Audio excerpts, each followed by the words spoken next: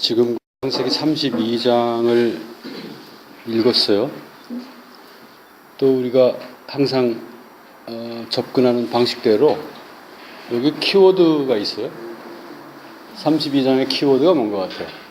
가장 많이 나온 단어가 뭐냐면 무리라는 단어예요. 무리. 마카네라고 해서 캠프 있죠. 야영하는 건데 여기 보면 이 캠프라는 단어가 6번 나와요. 근데 여러분들 이걸 찾아내기가 좀 어려웠던 게 캠프라고 이렇게 번역되어 있는 건 하나도 없고 이것저것로 분산돼서 번역됐어요. 호스트, 야훼의 군대로 번역되고 어떤 건 무리로 번역되고 밴드로 번역된 게 있고 그 다음에 컴퍼니로 번역된 게 있고 33장에 가면 드로우라는 말로 번역되어 있어가지고 아마 여러분들이 이게 같은 그 히브리어인지 몰랐을 거예요. 근데 이게 히브리어는 같은 히브리어예요, 다. 여러분들이 눈치챘겠지만 영역이 달라지는 거예요. 전에는 야곱과 가족의 영역이었잖아요, 그죠?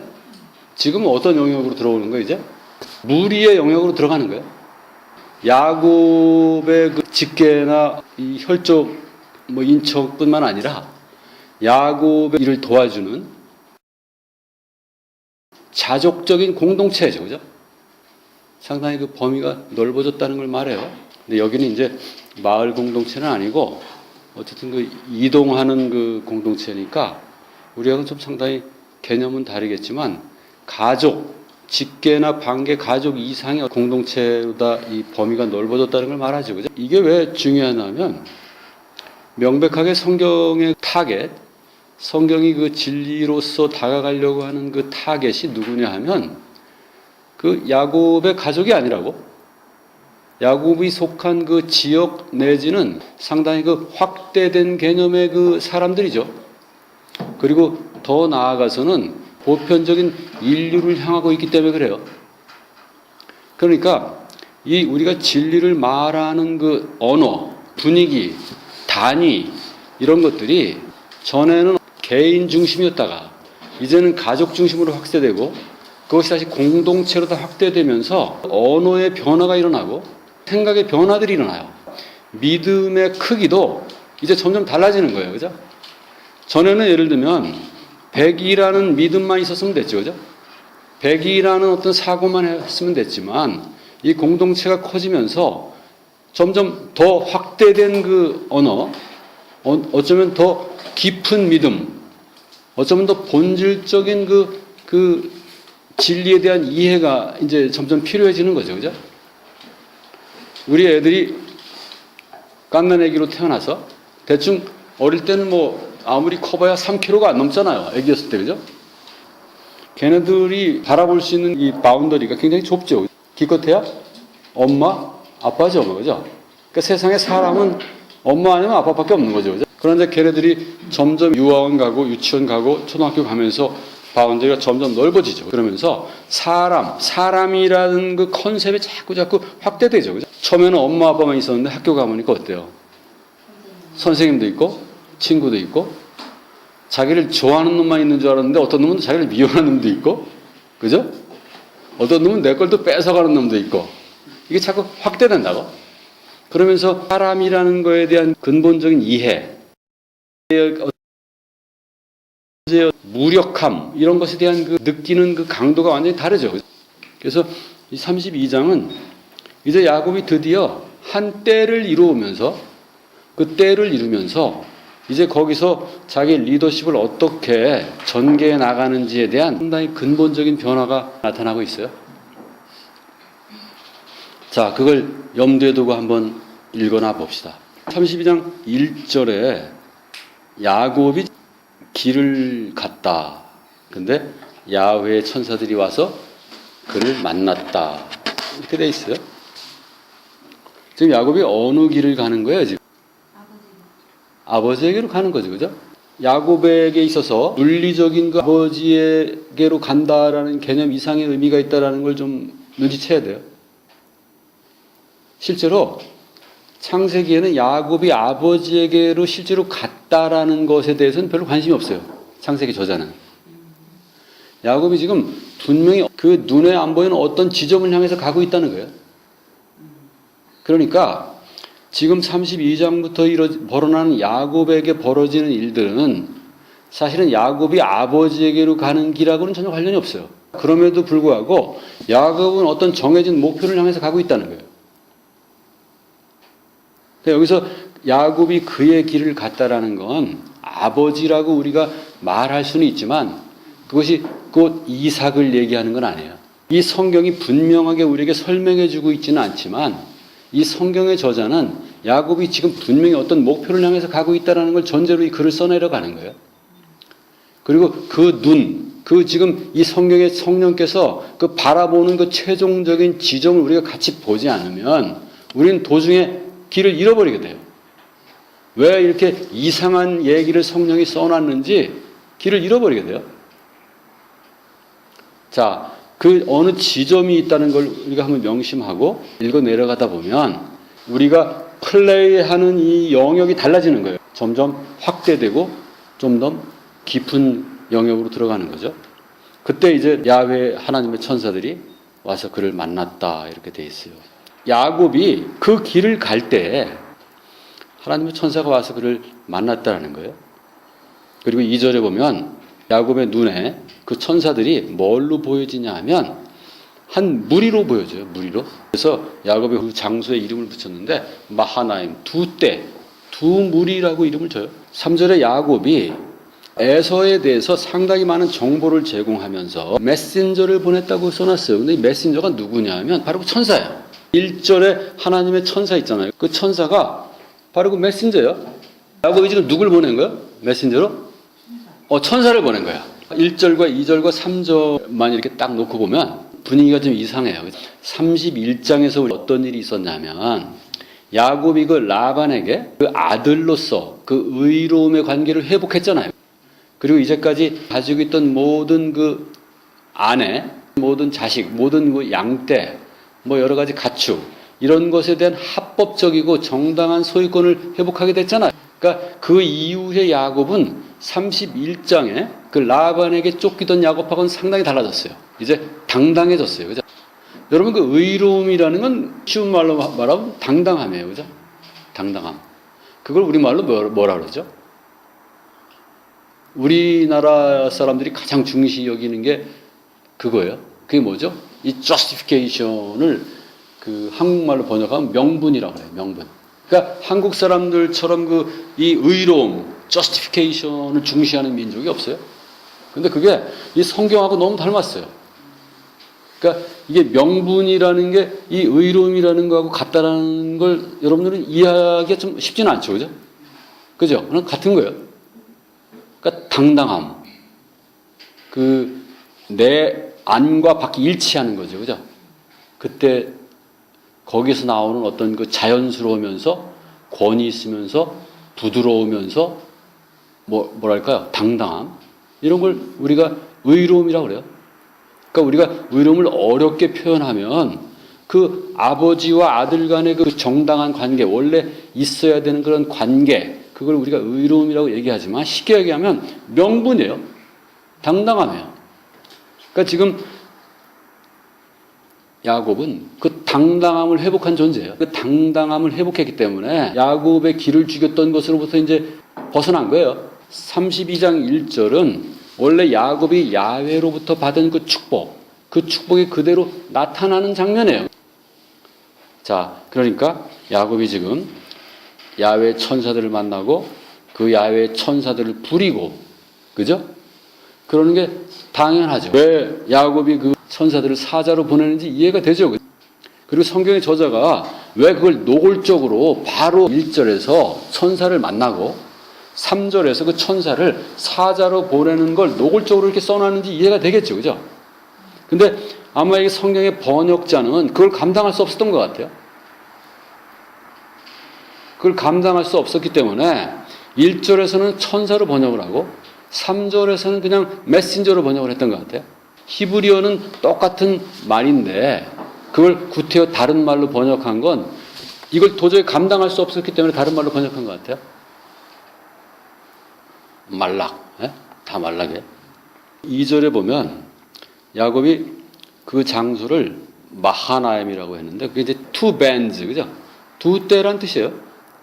두 무리라는 뜻인데 하나님의 무리가 있고 또 자기의 무리가 있는 거예요.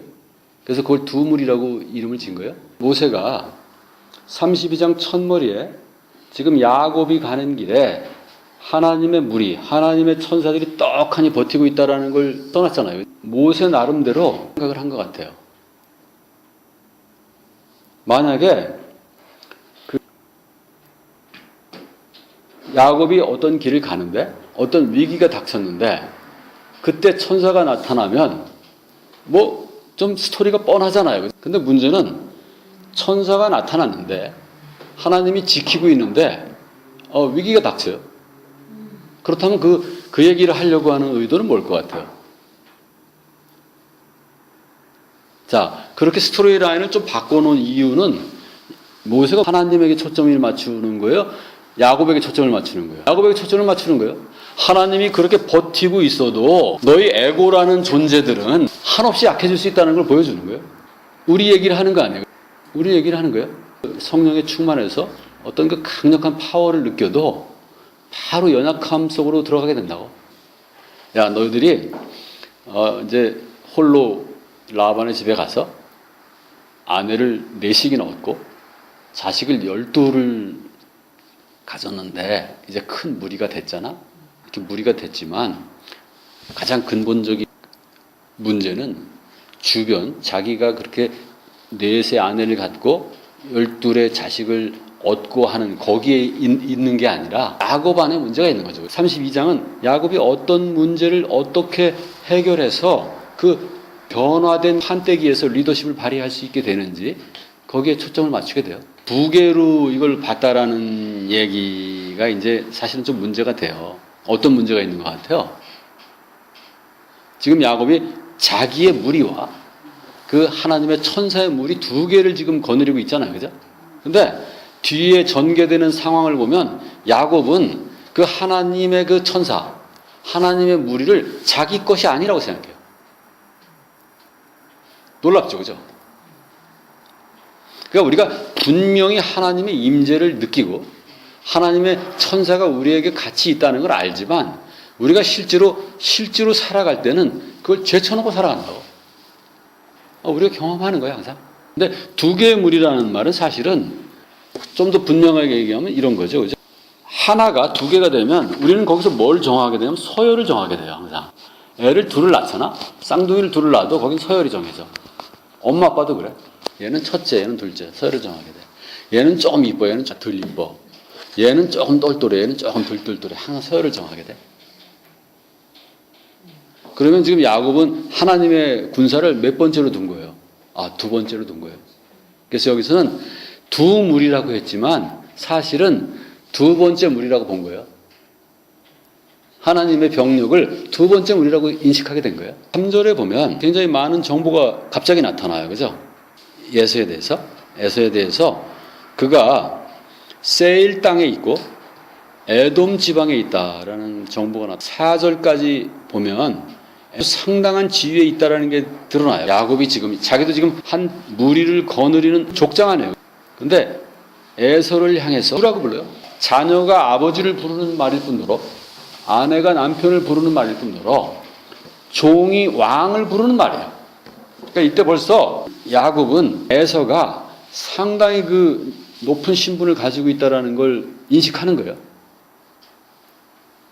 이런 정보는 사실은 앞쪽에는 없었죠. 그죠? 이중적인 메타포가 있는데 우리가 에서를 그동안에 뭐라고 설명했냐면 그 믿음 없는 에고라고 우리가 설명을 했다. 안사람이 아니라 겉사람이라고 우리가 설명을 했다. 근데 지금 여기 야곱은 에서를 왕이라고 부르고 있는 거예요, 지금. 그리스도가 에고한테 접근할 때 이렇게 접근해요, 항상. 여러분 안에는 그리스도가 여러분의 에고에게 접근할 때 왕에게 접근하듯이 접근한다고.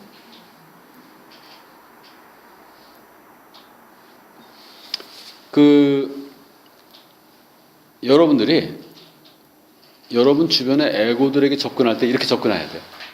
그리고 그게 그리스도가 사람들에게 접근하는 방식이라고. 이게 가장 잘 나타나 있는 성경은 에스더예요. 에스더의 그 왕으로 아하수에레스 왕이 에고예요. 에고. 에스더는 하나님이 한 번도 언급 안 되는 책으로 유명해요. 거기는 아예 가시라는 말 자체가 안 나와요. 그럼에도 불구하고 그게 완전한 복음인 이유는 그걸 메타포하기 때문에요. 우리 안에 성령께서, 우리 안에 그리스도가 에고들에게 어떻게 접근하는지를 가장 세밀하게 그려놓은 게 에스더서예요. 그래서 여러분들에게 그 에스더를 한번 읽어보기를 권면해요. 에서가 세일 땅에 에돔 지방의 왕이라는 거 플러스에서 에서가 우리의 겉사람이라는 걸 이해하게 되겠죠. 그러니까 우리 주변에는 에고로 살아가는 존재일 뿐만 아니라 우리의 에고 자신을 말해요. 그 에고가 얼마나 왕인지 우리는 애들을 키워보면 금방 알죠. 여러분들 애들을 키울 때 애들이 왕이라는 걸 알았습니까? 알았어요? 언제 알았어요? 처음부터 알았죠. 그죠? 그 애가 왕이라는 걸 혹시 모르고 애를 키운 사람이 있습니까? 이제까지?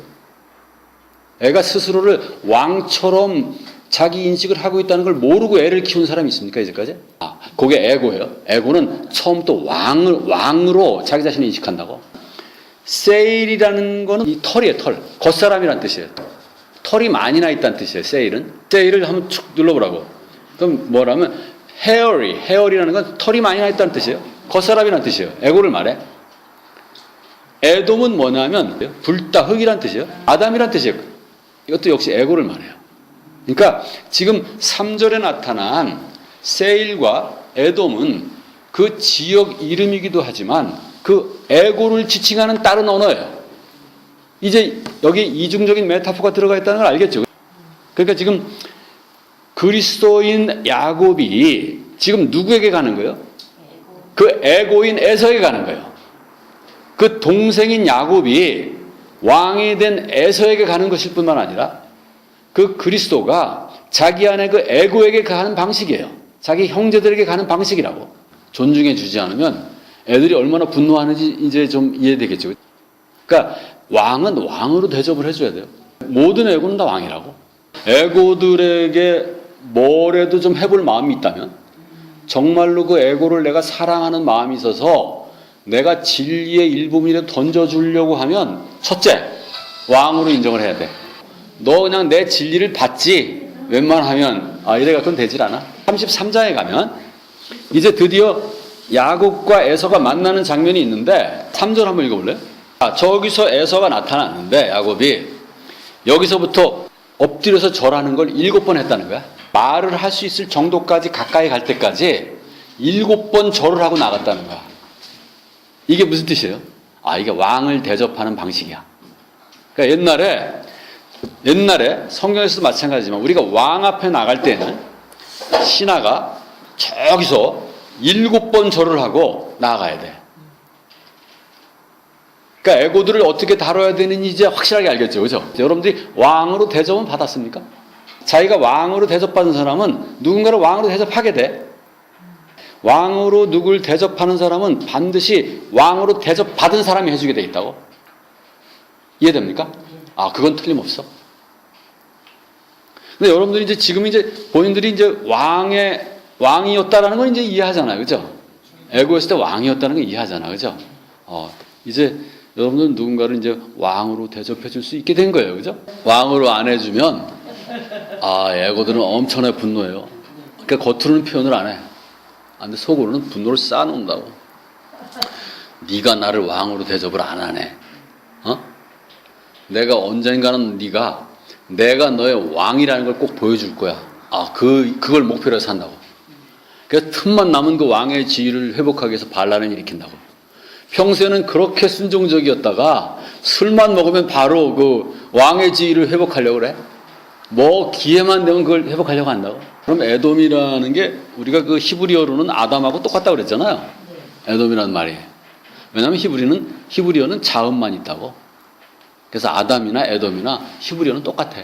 처음에 창세기 1장을 얘기할 때 그 아담을 우리가 에고라고 봤잖아요. 그죠?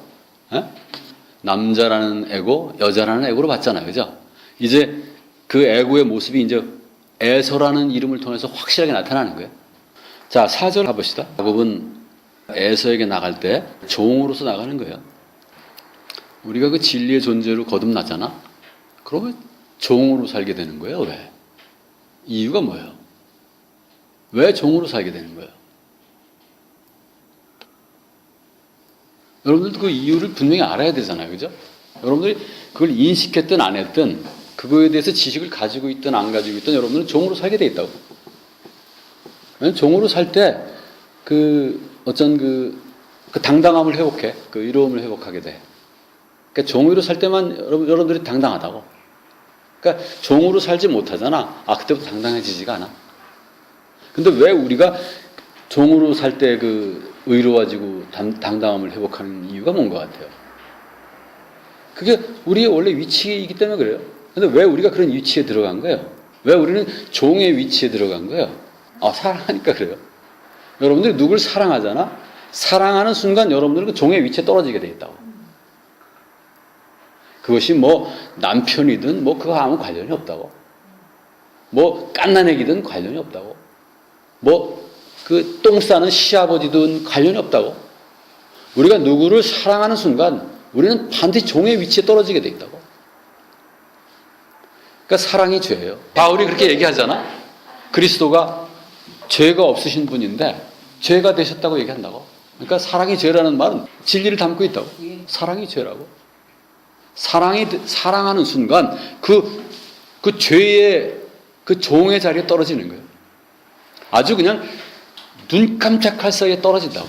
그럼 언제까지 그 종의 자리에 떨어지는 거예요? 우리가 사랑을 아는데 언제까지? 언제까지 우리가 그 낮은 자리에 떨어지는 거예요? 여러분들이 갖고 있는 그 사랑은 영원한 사랑이기 때문에 여러분들이 영원한 종로로 살게 돼 있다고. 근데 그걸 기쁜 마음으로 하게 돼요. 너무너무 행복하게 하게 된다고. 그건 마치 우리 오른손이 우리 몸을 잘 닦아주는 거하고 마찬가지예요. 우리 왼손이 밥 먹을 때 오른손을 잘 도와주는 거랑 마찬가지예요. 왼손은 오른손의 영원한 종이잖아. 그죠? 오른손은 여러분 몸의 종이잖아. 그죠? 근데 너무 행복해. 닦아줄 때. 왼손은 오른손을 도와줄 때 너무 행복해. 이 머리통은 오른손이 만져질 때 너무 행복해. 머리통은. 뭐 온갖 지혜와 온갖 뭐 정보는 머리에 다 있는 것 같지만 오른손이 만져줄 때 가장 행복하다. 자, 4절에 보면 라반에게서 내가 머물렀고 뭐 지금까지 거기 있었다는 얘기인데 여기 스테이드라는 말은 히브리어 번역은 지체했다는 뜻이에요. 이 그리스도의 에고에 대한 그 절절한 사랑이 나타나고 있다고. 내가 너에게 이렇게 가까이 가는 건 너무 늦어서 미안해 이런 게 지금 담겨져 있다고. 형한테 가는데 형한테 너무 내가 늦게 와서 미안해 이게 여기 담겨져 있다고. 이 라반이라는 거에 대한 뉘앙스가 지금은 어떤 것 같아요? 이게 31장과 32장에 이 야곱이 라반에 대해서 갖고 있는 생각은 완전히 바뀌었다고. 31장은 뭐였어요? 그 구두쇠 장인 영감이죠. 그 김동인의 그 감자에 나오는 거, 점순이 아빠, 틈만 남은 저 두들겨 패는 사위 두들겨 패는 그 점순이 아빠의 역할이었잖아. 그죠? 지금은 완전히 달라졌죠. 그죠? 이제 그 사위를 아들로 축복하는 그 라반이죠. 그죠? 완전히 그 제대로 의로운 관계에 들어간 그 라반이죠. 그죠? 그래서 여기 내가 라반에게 머물렀어. 라반과 함께 있었어에는 여기에는 굉장한 긍지가 들어가 있다고. 그러니까 이 라반이라는 게 하얗다는 거 아니에요. 그죠? 희다는 뜻이야. 그러니까 31장까지만 라반은 어떤 존재예요? 회칠한 존재야. 저게 겉만 하얗게 해가지고 막 속은 시커매라고 그랬거든. 근데 지금 여기 라반은 뭐야? 안과 밖이 다 하얀 존재야. 당당하게 내가 그동안 라반과 함께 있었어라고 얘기할 수 있는 거예요. 자, 이제 그게 이제 5절에 나타나죠. 그죠? 5절에. 내가 라반과 함께 있었는데, 굉장히 복을 받았어. 라고 얘기를 하고 있어요. 여기 자기가 굉장히 많다라는 얘기를 하는 거 아니에요. 그죠? 그죠? 5절에. 자기가 소유물이 굉장히 받은 은혜가 굉장히 많다라고 얘기를 하는 거예요. 뭐 소도 있고 나귀도 있고 양떼도 있고 남종과 여종이 있어 이렇게 이야기를 하고 있죠, 그죠? 그리고 거기에 이제 그 사자를 보내는 이유를 써놨어요. 거의 사자를 보내는 이유가 뭐예요? 네가 보는 데 있어서 그 은혜를 혹시 내가 얻을 수 있을까 하여 이 사자들을 보낸다. 뭐 이런 뜻이잖아요. 그죠? 야곱이 그 사자를 보낸 이유는 단 한 가지죠, 그죠? 뭐예요? 아, 그렇지. 예쁜 짓 하는 거예요. 필요한 거예요. 왕에게 가서 문 두들겨서 만나주세요 하면 안 돼요, 왕한테. 여러분들이 사랑이 끌어오른다고 그래서 여러분도 애들한테 가서 문 땅땅땅 두드리면서 만나줘 이렇게 해갖고는 안 된다고? 어떻게 해야 되는 거예요? 아, 예? 미리 바깥에서 엄마가 좀 들어가도 돼? 내가 좀 너한테 들어가서 혹시 만날 수 있어? 라는 그 메시지를 보내야 돼요. 아, 그럴 때 걔네들은, 그 애고들은, 이게 좀 나를 왕대접하네? 문을 좀 열어놔도 좀 되겠네? 이걸 그때 이제 마음이 좀 녹아지기 시작해요. 그러니까 왕은 그렇게 모시는 거예요, 원래. 그러니까 먼저 사자를 보내서 제가 혹시 당신의 시간을 뺏어서 당신의 그 귀한 얼굴을 보고 싶은데 혹시 시간이 언제 되세요? 라는 걸 물어보기 위해서 보낸 거예요. 그러니까 아무 때나 가서 막 두들기면 안 돼요. 왜냐하면 우리가 그 성령 충만하잖아? 그럼 막 사랑이 끌어올라. 그럼 뭐 시도 때도 전화 걸어가지고 뭐 막 또 그걸 나눠주려고 하잖아요. 그러면 안 돼. 그거 아직 뭘 모르는 거야. 뭐 수가 좀 없는 거야. 그러니까 이 창세기 32장을 안 읽어서 그래. 그 에고, 왕인 에고를 어떻게 대접할 줄을 추호도 모르는 거야. 이 야곱의 이 겸손한 자세, 왕에게 나가는, 에고에게 나가는 그 아주 그 겸손한 자세, 이걸 지금 보여주고 있는 거예요. 그 자세로 다 가까이 왔을 때만 이 에고라는 왕은 이제 마음이 조금 풀어지기 시작해요. 그래? 그럼 한번 만나볼 마음이 조금 생기는데, 근데 확정적인 건 아니야. 에고에게 나가는 그 방법을 지금 우리에게 보여주고 있는 거예요. 6절에 보면 그 사자들이 돌아와서 우리가 에서에게 갔는데 그때 에서가 400의 사람들을 거느리고 당신을 만나러 오고 있다라는 정보를 가지고 와요. 이 정보를 받고 7절에 보면 야곱이 굉장히 두려움을 갖게 되고 그 다음에 엄청난 그 스트레스를 받아 고통을 받게 돼요. 당당함은 사라지고 좀 어디로 떨어져 버린 거예요. 진짜 종의 위치에 떨어져 버린 거죠. 우리가 그 왕인 에고에게 나아가는 길은 진짜 종에게로 떨어지는 걸 경험하는 시간이기도 해요. 그러니까 그 당당함을 가지고 그 자리에 나가지만 종의 자리에 떨어질 수 있다는 거예요.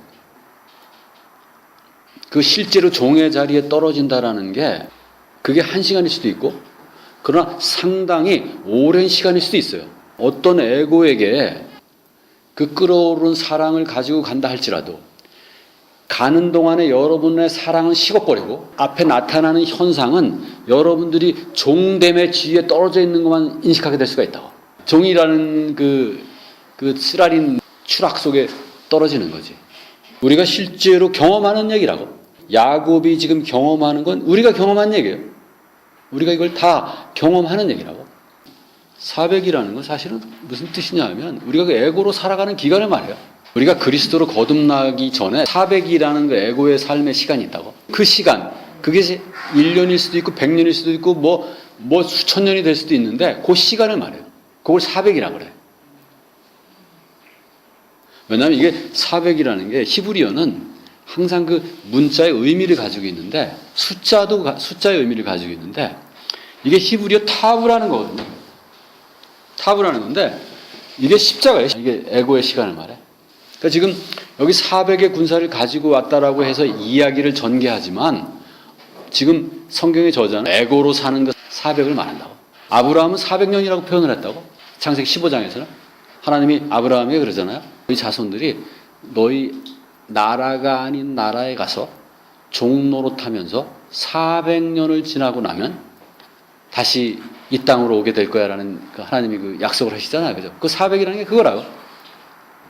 그 에고로 사는 기간을 말해. 이야기의 그 지금 야곱은 굉장한 두려움을 갖는 거예요.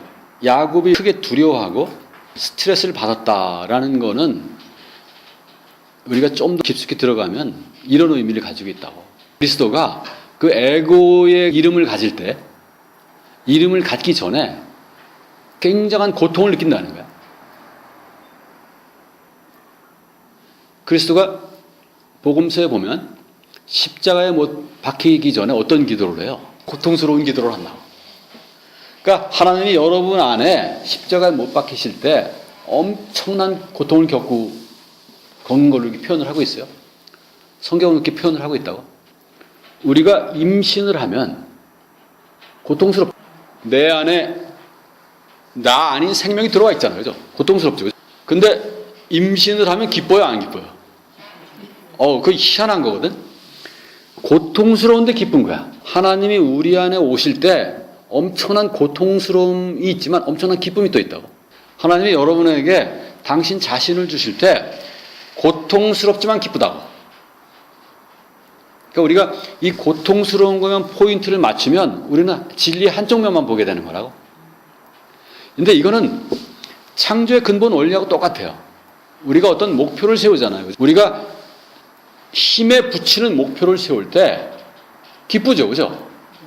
그 목표를 우리가 세울 수 있다는 것, 그 목표에 도달한 것을 우리가 믿음으로 받아들일 때 기쁘죠, 그죠? 그러나 한편으로는 어때요? 고통스럽다고. 뭐가 고통스러워요? 제일 고통스러운 게 뭐예요? 응? 목표가 있을 때하고 목표가 없을 때하고 비교해서 뭐가 제일 고통스러워요? 만약에 목표가 없었으면 우리는 어떤 고통은 안 겪어도 되지. 그 목표에 도달하지 않았다라는 걸 우리는 그런 고통을 느끼지 않아도 되지, 그지? 우리가 그 고통을 느끼는 이유는 우리가 그 목표를 세웠기 때문에 발생하는 거죠, 그죠? 그 고통은 안 느껴도 되는 걸 느끼는 거지, 그지? 그러나 그럼에도 불구하고 우리가 그 고통을 감수하는 것은 우리가 거기에 도달한 그 기쁨 때문에 감수하는 거죠, 그죠? 우리의 욕망 때문에 감수하는 거죠, 그죠? 8절에 보면 야곱이 때가 이제 공격을 받으면 다른 딸을 가지고 이제 도망가겠다 뭐 이렇게 써놨어요. 그리고 그렇게 한 다음에 야곱이 이제 하나님 앞에 나가서 기도를 해요. 야훼가 자기에게 약속했던, 자기에게 명령했던 걸 거기서 다시 이제 기억을 해요. 그래서 너희 나라로 돌아가라. 너희 친족에게로 돌아가라. 내가 너를 잘 대해줄 거야. 그렇게 야훼가 얘기했던 걸 써놓고 뭐라고 하냐면 10절 한 번만 읽어볼래요? 앞부분만? 10절의 그 앞부분과 뒷부분을 같이 엮어서 마치 두 때를 이렇게 만들어 주신 것이 야훼께서 자기에게 보여주신 그 사랑과 진리이고, 하나의 지팡이는 그 보잘것없음, 비교할 수도 있잖아요, 그죠? 보잘것없었는데 이렇게 많이 해주셨습니다라고 지금 얘기하는 것처럼 돼 있잖아요. 그게 이제 성경 번역자들이 이제 그렇게 번역을 했는데, 그건 성경 번역을 잘못한 거예요. 지금 10절을 두 개로 나눠서 지금 설명을 하려고 하는 거예요. 10절의 후단은 11절하고 같이 붙여서 해석하는 게 더 합당해요. 자, 그렇게 해서 한번 해석을 해볼게요. 10절의 앞부분은 이런 거예요.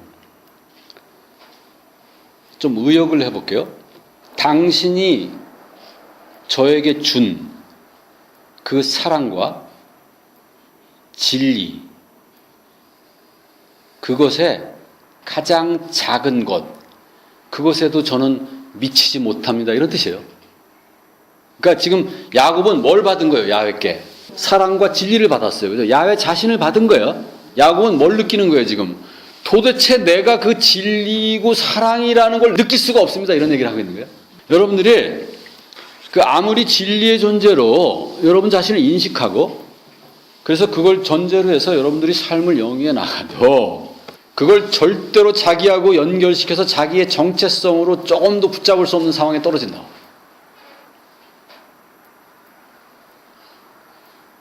그때 이런 기도를 하게 돼요. 다윗도 이런 기도를 했어요. 당신이 저에게 준 것은 그 진리와 사랑이라는 당신 자신인데, 지금 내가 느끼는 나 자신은 벌레와도 같습니다. 다윗도 그런 기도를 했다고. 여러분도 그런 상황에 빠지죠. 이런 기도를 하잖아요. 내가 아무리 그 진리의 존재고 그 음성을 듣고 그 당당함을 가지고 있다가 주변에서 누가 너 내가 볼 때는 있잖아. 너 착각하는 거야. 너 어디서 이상한 그 헛된 음성을 들었어. 내가 볼 때 너는 쓰레기야. 누가 이게 한마디 말 안 해도 돼. 눈빛만 그렇게 던져주잖아요. 누가 나를 측은하게 바라보기만 해도 낭떠러지도 떨어진다고. 그러니까 우리 자신이 야훼로부터 들은 정체성, 그거를 누가 인정하지 않고 전혀 그거하고 아주 거리가 있는 타락한 정체성을 우리에게 투영시키면 우리는 그 사람의 눈빛에서 나오는 그 빛을 따라서 끝없는 타락 속으로 떨어지게 된다고. 이런 기도를 하게 돼요. 이런 기도는 우리가 하루 중에도 수시로 하게 돼요. 그러니까 우리가 끊임없는 그 추락 속에 빠진다고. 그 타락 속으로 들어간다고. 그러니까 이건 지극히 정상이에요. 그럴 때 우리는 그 추락한 곳에서 이 기도를 할 수 있어요. 그러면서 야훼가 다시 한번 그 진리와 사랑이라는 걸 우리에게 다시 상기시켜 주기를 기도해야 돼요. 거기서 그냥 멈춰서서 쓰레기지 그럼 내가 거기에 멈췄으면 큰일 나. 거기서 절대 포기하면 안 된다고. 길을 쓰고 그 원래 진리와 사랑으로 회복되고자 강력하게 울어야 된다고. 거기서 포기하면 안 돼요. 그러면 여러분들이 그 기도를 하자마자 우리는 바로 그 지위를 회복하게 된다고. 바로 그 진리와 사랑 속으로 다시 회복된다고. 여러분들이 그 침체, 그 침륜, 그 타락된 상태에서 계속 머물러 있으면 안 된다고. 여러분들이 거기 머물러 있는 건 뭐예요, 그거는? 머물러 있는 그 자기 연민을 하면 안 돼? 자기가 자기를 불쌍하게 여기면 안 돼. 예? 나 여기 있어도 싸. 이러면 안 돼. 나 여기 있는 게 당연하지. 내가 무슨 진리고 내가 무슨 사랑이야. 그러면 안 돼. 길을 쓰고 거기서 올라와야 된다고. 그러면 그 순간, 떨어지는 것도 순간이지만 올라가는 것도 순간이라고. 그리고 다시 또 이 스테디한 그 평화와 그 사랑의 관계 속으로 다시 들어가게 되는 그 당당함을 회복하게 된다고. 절대 거기 떨어졌을 때 거기에 오래 머무르면 안 된다고. 그게 인식하는 순간 아까 한 그 기도, 이 야곱의 기도를 통해서 바로 그 회복이 이루어져야 된다고. 안 그러면 위험해. 그 고통이 너무 위험하다고. 여러분들 그 위대한 존재가 침체의 늪에 0.01초라도 빠지는 게 얼마나 괴로운지 여러분들 잘 알죠. 근데 그걸 하루짜리를 빠져봐. 수명이 몇 년은 단축된다고. 이게 사실은 굉장히 고통스러워야 되는데, 그거를 당연하게 생각할 수가 있어. 왜냐면 거기 너무 오래 있잖아? 그러면 전에 그 진리의 존재, 전에 그 기쁨의 존재, 그거를 놔버려. 그건 있을 수가 없다고 생각해. 그건 내 거가 아니라고 생각해. 그건 내가 잘못 생각했다고 생각해. 그래서 그거를 자기 것으로 테이크하지 못한다고. 그러면 큰일 나. 그럼 내가 여러분에게 헛수고한 게 된다고. 그러니까 여러분들이 그런 노력을 해야 돼. 이 야곱의 기도를 통해서 그 순간의 그 타락 속에서 다시 올라갈 수가 있다고. 9절에 보면 또 아버지와 그 아브라함의 하나님이죠. 지금 뭐예요? 야곱이 어떤 신앙을 가지고 있는 거예요? 아버지의 신앙을 유업으로 가지고 있는 거예요. 아버지의 신앙을 유업으로 가지고 있으면 이 한 무리를 이렇게 리더로서 끌고 갈 수 있는 탄탄한 그 진리의 존재로 설 수가 없다고. 그러니까 유업으로 가지고 있는 그 진리는 지극히 아주 약해 빠졌다고. 쓸모가 없어. 자기 가정도 사실 이끌 수가 없다고. 그 유업으로 가지고 있는 그 신앙을 가지고 있잖아. 그건 정말 진짜 그건 쓸모없어. 그게 왜 위험하냐 하면 자기 자신만 행복한데 자기 자신만도 언제만 행복하냐? 교회 갈 때만 행복해. 그 위에는 아무데도 쓸모가 없어. 누구에게 줄 수가 없어. 유업으로 가지고 있는 건 주자마자 내 거가 아니기 때문에 누가 줄 수가 없다고. 그건 진짜 쓸모없는 그 진리, 쓸모없는 신앙이 유업으로 가지고 있는 거라고. 그걸 가지고 아내에게, 애들에게, 남편에게 뭐 할 수 있는 게 없어. 아무 의미가 없다고. 10절 후단에 보면 그걸 11절하고 같이 이제 엮어서 이해해 봅시다. 내가 요단을 건널 때 지팡이 하나만 가지고 건넜는데 지금 2대가 됐어요. 그건 제가 알겠어요. 알겠는데 지금 내가 당장 처지가 아주 궁박하게 됐네요. 그래서 11절에 뭐냐면 저를 좀 구원해 주세요라고 얘기하는 거예요. 그러니까 지금 야곱은 어떤 기도를 하는 거예요? 당신이 저에게 주신 그 사랑, 당신이 저에게 주신 그 진리라는 그 존재, 그 존재는 저에겐 지금 전혀 택도 안 돼요. 저에게 지금 필요한 건 뭐예요? 저를 구원해 주는 은혜예요. 이렇게 지금 얘기를 하고 있는 거예요. 그러면서 이제 야훼가 약속했던 걸 12절에 가면 그걸 다시 상기시키죠. 11절에 에서가 너무 두려워요. 에서가 와서 나를 치고 그 엄마와 아이들을 친다라는 얘기인데, 아이만 치면 엄마가 애를 낳을 수 있잖아. 근데 아이와 애를 다 치면 씨가 마른잖아. 그죠? 그러니까 내 씨가 다 말라버릴 거예요 라고 지금 공포를 고백하고 있는 거예요. 그러니까 에서가 와서 내 아내와 아이들을 다 죽여버리면 내 씨가 말라버리지 않겠어요 라는 지금 공포를 표현하고 있어요. 12절에 보면 이제 그 야훼가 야곱에게 약속했던 거, 그걸 이제 다시 상기하는 거예요. 내 씨가, 그죠? 셀 수 없을 바다의 모래처럼 될 거라고 약속했잖아요. 그리고 13절에 보면 이제 그날 저녁에 거기에 묵어요. 지금 야곱이 전진을 완전히 멈췄어요. 뭐 때문에? 두려움 때문에. 창세기 32장 1절부터 5절까지만 해도 뭐 아주 우아하게 지금 그 왕인 그 애고에게 나아갔잖아요. 근데 지금 애고한테 한번 먹은 거예요. 그죠? 왕이 그 엄청난 그 파워, 군사를 거느리고 있다라는 거, 그 정보만 가지고도 좀 놀래버린 거예요. 그죠? 근데 사실은 야곱은 에서가 정말 400의 군사를 어떤 의도를 데리고 있는지 그건 정보가 하나도 없다고. 이건 마치 이런 거예요. 애를 봤는데 애가 왕이야. 근데 애가 진짜 파워가 있어. 애가 왕으로 행세한다는 건 알았지만 걔가 정말 파워가 있다는 건 몰랐죠. 그죠? 애가 그런 파워가 있다는 것까지 알면 어땠을까? 공포에 쌓일 수 있지. 그죠? 내가 낳았어. 코딱지만 해. 근데 얘가 400의 군사를 거느린 왕이라고 생각하면 갑자기 내가 가졌던 모든 그 고상한 엄마로서의 사랑, 자기가 가졌던 모든 진리는 다 무너지게 돼 있죠. 그죠? 만약에 애가 그런 400의 군사를 가지고 있는 걸 여러분들이 알았으면 여러분들이 애들을 그렇게 기르지 못했지. 근데 지금도 400의 군사를 가지고 있는 왕이라고. 그래서 내가 그렇게 쩔쩔매는 거예요. 내가 그렇게 제발 좀 만나줄 수 없겠니? 내가 애들한테 제발 좀 나한테 얼굴 좀 보여줘라고 나 항상 쩔쩔매는 이유가 바로 그거라고. 내가 추워도 당당하고 그런 존재지만 다가갈 때는 내가 항상 언제 좀 제발 좀 나와줄 수 없겠니? 우리가 좋은 프로그램을 하고 있는데 제발 좀 와서 우리 얘기 좀 들어줄 수 없겠니? 항상 하는 이유가 바로 그거라고. 우리가 일요일날 공장을 하는데 진리에 입각해서 우리가 애들을 다루고 있다고. 어리다고 우리가 애들을 어린 존재로 봐본 적이 한 번도 없다고. 그건 여러분들도 다 그렇다고. 우리 거기서 애들을 가르치는 선생들도 똑같다고. 내가 볼 때는 나하고 뭐 조금도 다른 게 없어. 다 그걸 왕으로 대접해서 이제까지 우리가 왔던 거라고. 지난주에도 우리 애들하고 이렇게 밥 먹는데 애들이 다 왕으로 앉아 있잖아.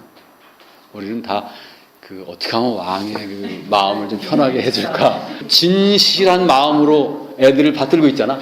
기쁜 마음으로. 그죠? 그걸 받아들이는 애들이 봐요. 거기에 추호도 당당하지 않음이 있어요? 없어. 아무도. 당연하게 그걸 당당함으로 받아들인다고 애들이 다. 얼마나 그 애들이 왕인지를 알겠죠. 그죠? 그러니까 왕인 존재가 왕 대접을 받는 건 당연한 거야. 그걸 추워도 만약에 어떤 애들이 거기서 아이고 저는 이런 왕 대접을 받을 자격이 없어요. 그러면 우리는 이제 고민해야 돼. 우리가 이제까지 잘못 가르친 거거든. 그래서 애들이 딱 앉는 순간 뭐 꼬맹이부터 대딩 뭐 다 큰 놈까지 다 왕이야. 우리가 제대로 하고 있다는 거야. 그 점에 있어서 상당히 여러분들이 좀 프라이드를 좀 가졌으면 좋겠어요. 야곱은 너의 씨가 그 셀 수 없는 존재가 될 거라는 걸 지금 인식하고 있는 거야. 어떤 약속을 머릿속에 넣고 있는지가 굉장히 중요해요. 왜냐하면 지금 야곱이 가는 길이 어딘지를 우리에게 시사해 주는 거라고. 지금 야곱이 어디로 가는 거예요? 결국은 지금 야곱이 가는 길은 그 자손을 통해서든 뭐 어디든 야곱의 그 진리 안에서 가는 길은 결국 여기에 초점이 맞춰져 있다는 거예요. 그 하나님의 아들들이 셀 수 없는 존재로 나타나는 것, 그 그리스도가 셀 수 없는 존재로 나타나는 것, 거기에 포인트가 맞춰져 있다는 거예요. 그러니까 야곱의 전진은 언제나 멈추는 거예요. 이 성령의 전진은 언제나 멈추는 거예요. 여러분 안에서 그 하나님의 아들이 다 튀어나올 때 그때만 멈추게 돼 있다고. 근데 여러분 자신 한 사람한테서만 나와서 멈추질 않는다고. 셀 수 없다는 거면 온 인류, 그죠? 온 인류에게서 하나님의 아들이 튀어나올 때 그때서만 하나님의 이 전진은, 성령의 전진은 멈추게 돼 있다고. 33장부터 야곱이 어떻게 살아가는지를 보면서 그 고난이 언제 멈추게 되는지 질문을 하게 된다고. 결국은 이 하나님의 약속, 모든 인간 안에서 하나님의 아들이 튀어나오는 그때까지 이 전진은 멈추지 않는다고. 여러분 안에서 하나님이 튀어나왔다고 해서 하나님의 전진이 멈추질 않는다고. 우리 애들을 우리가 왕처럼 대접해준다 해서 거기서 전진이 멈추지 않는다고. 그 애들이 자기 안에서 하나님의 아들을 낳을 때까지, 육체의 옷을 벗어버릴 때까지 우리의 이 전진은 멈추지 않는다고. 우리의 전진은 멈추더라도 우리 뒤에 우리 애들이 그 성령의 전진을 이어서 갈 거라고. 우리한테 왕으로 대접받은 애들이 결국 또 어떤 애고들을 왕으로 대접해가면서 그리스도를 낳은 것처럼 이 세상의 애고들에게서 그 그리스도를 낳을 때까지 성령의 전진은 멈추지 않을 거라고. 우리는 그걸 보는 거예요. 그죠? 그러니까 우리가 지금 애들을 가르치는 게 얼마나 소중하고 중요한 사명인지 알겠죠? 그죠?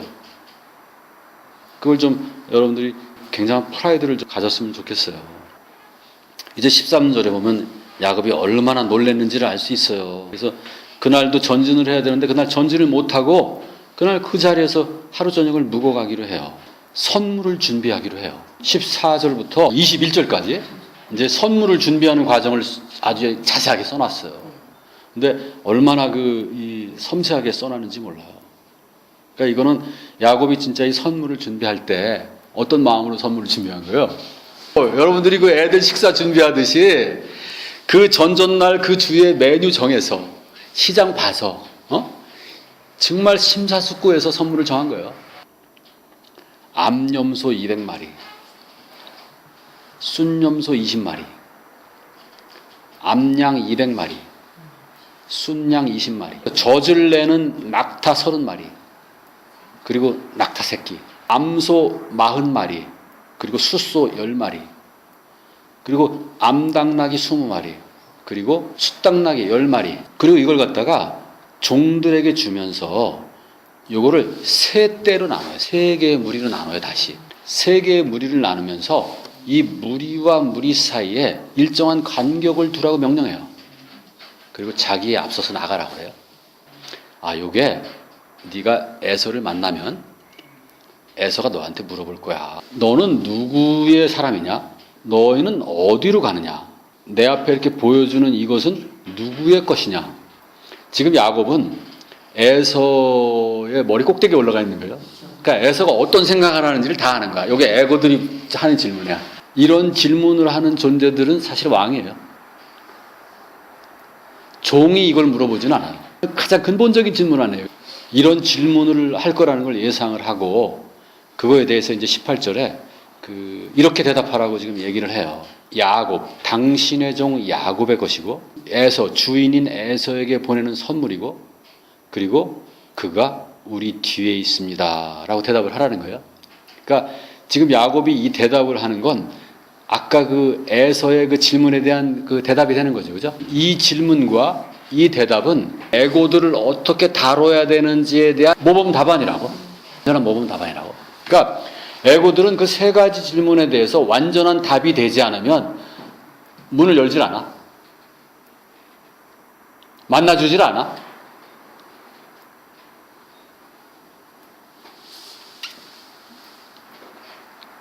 자, 이건 다음 주에 좀 더 합시다. 오늘 여기까지만 할까요?